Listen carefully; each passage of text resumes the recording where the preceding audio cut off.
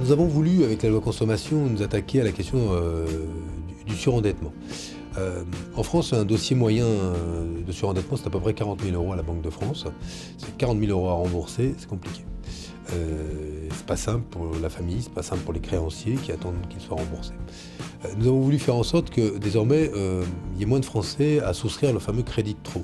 Ce crédit de trop, c'est quand un crédit qui est censé vous permettre de réaliser un achat, l'achat d'un meuble, d'un matériel IFI, et bien que ce crédit n'est pas utilisé à cet achat, mais utilisé à payer vos factures. Or, quand on a 5, 6, 7 crédits à la consommation, on bascule dans la spirale du surendettement. Nous avons voulu éviter cela comment ? En responsabilisant celui qui prête, et pas simplement celui qui emprunte. Parce que la maman qui aura menti aujourd'hui, comme elle peut le faire, pour pouvoir avoir ce crédit, elle est effectivement responsable. Mais celui qui prête, sans véritablement vérifier la solvabilité de la dame, de la maman en question, c'est pour toujours reprendre cet exemple-là, eh bien nous considérons qu'il a aussi une responsabilité. Nous allons donc instaurer un registre national des crédits aux particuliers qui amènera demain à ce qu'un vendeur, un commercial, au moment où, à force de publicité, il vous vante le mérite d'un crédit renouvelable, eh bien soit obligé de vérifier sur un fichier votre solvabilité pour décider ou pas s'il vous vend ce crédit. S'il décide, en dépit du fait que vous n'êtes pas solvable, de le vendre, il sera responsable demain.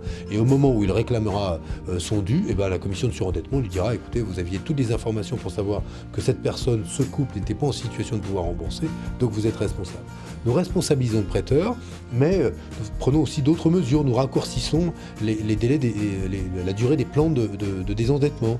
Nous faisons en sorte que quand vous souscrivez à une carte de fidélité dans un centre de grands magasins, dans cette carte de fidélité, il y a une carte de crédit.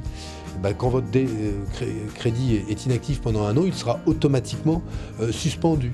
Bref, on prend des mesures d'encadrement du crédit de façon à ce que des personnes vulnérables soient un peu moins tentées par le diable qu'elles ne l'étaient auparavant, et quand elles, hélas, sont surendettées, qu'il y ait davantage de moyens de lutter contre ce surendettement, ce qui me paraît une priorité, notamment en période de crise sociale.